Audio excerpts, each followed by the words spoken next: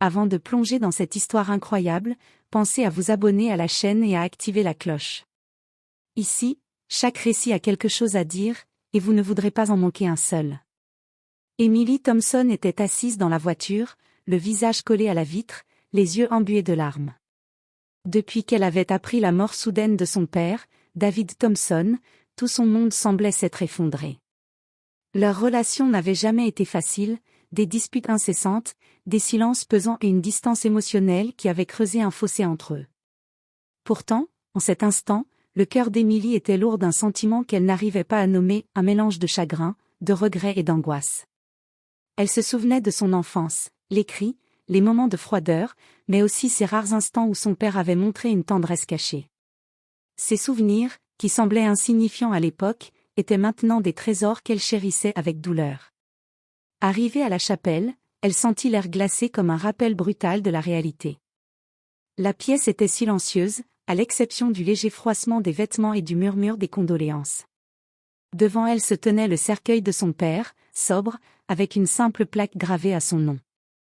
Emily s'approcha lentement, comme si chaque pas la rapprochait à la fois de la vérité et de la peur.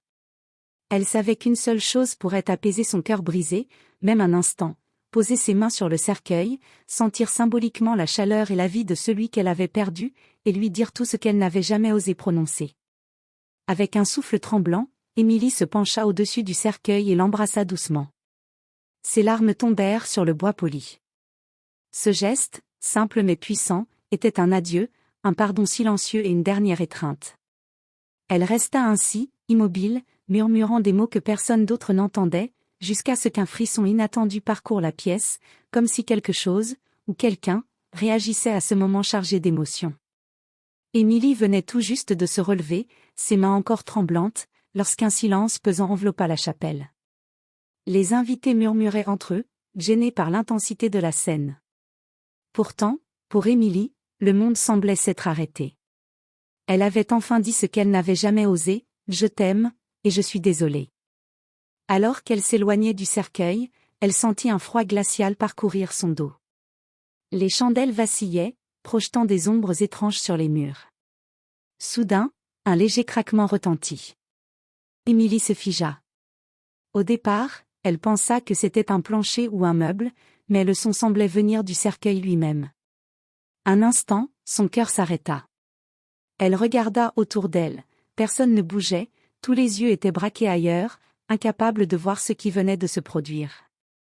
Puis, un bruit plus fort, comme un souffle étouffé ou un grattement provenant de l'intérieur du cercueil, fit frissonner toute la salle. Emily recula d'un pas, paralysée par la peur. Les convives échangèrent des regards alarmés, certains murmurant des prières, d'autres se tournant vers le maître de cérémonie, visiblement inquiet. Pourtant, aucune explication rationnelle ne venait calmer l'atmosphère.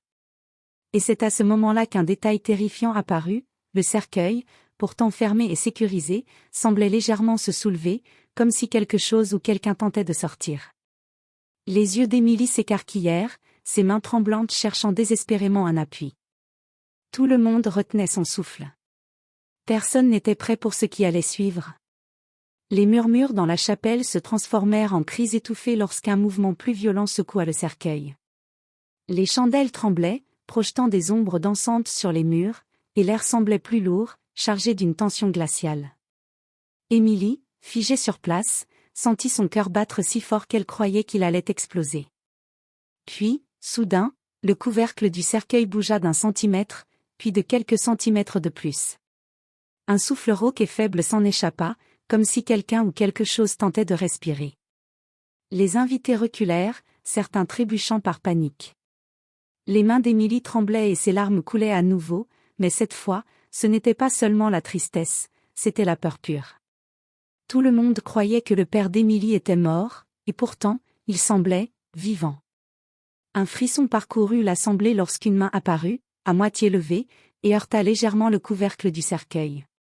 Les yeux des témoins s'écarquillèrent d'horreur.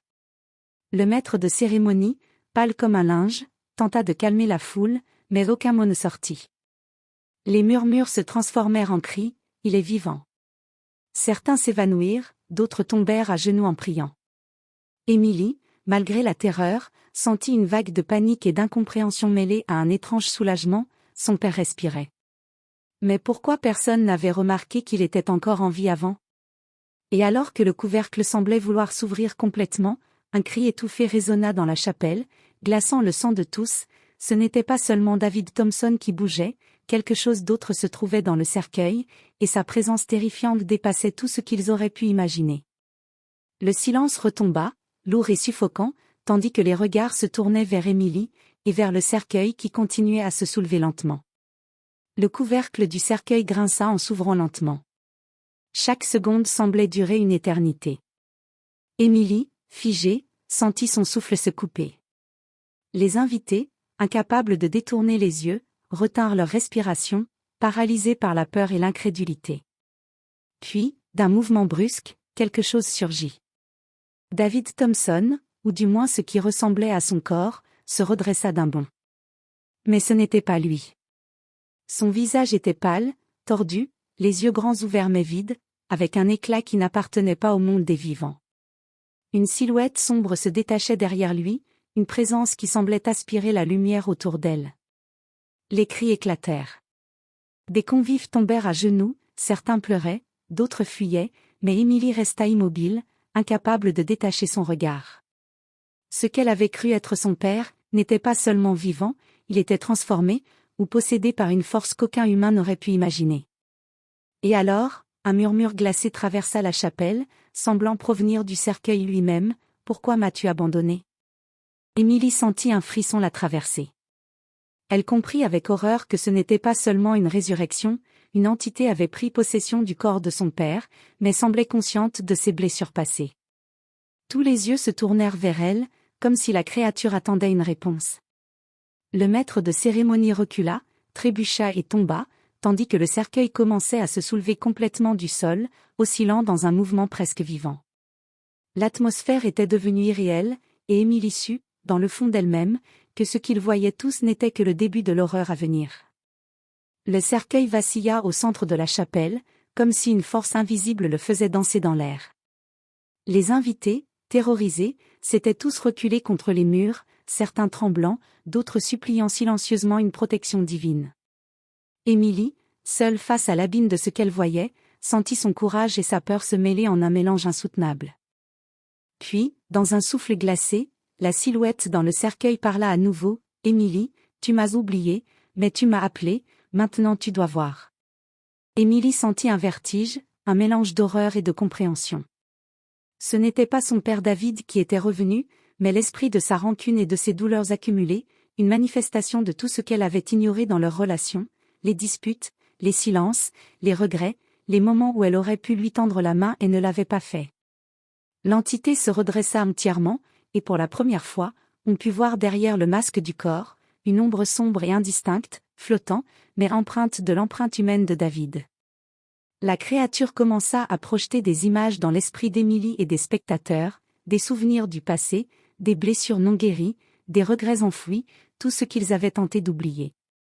Chaque image frappait l'âme comme un coup de poignard, rendant l'air presque irrespirable. Alors qu'Émilie tombait à genoux, submergée par la culpabilité et le chagrin, la voix résonna une dernière fois, « Souviens-toi, ou sois consumée par ce que tu as laissé derrière toi. » Puis, aussi soudainement qu'elle était apparue, l'entité se dissipa. Le cercueil retomba lourdement sur le sol, silencieux. La chapelle semblait normale à nouveau, mais aucun des invités ne parlait.